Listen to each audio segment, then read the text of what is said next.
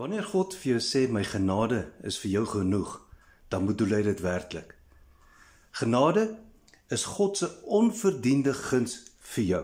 As jy gaan kyk na die definisie van genade, dan beteken dit goedkeuring, voorkeur, steun, en in die Bybelse konteks ook goedheid, beskerming, onregverdige voordeel.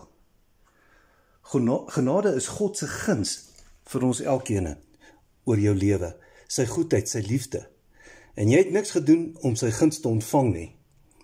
Wanneer ons sy guns ontvang, is dit nie op meriete of oor wie ek is en wat ek gedoen het nie.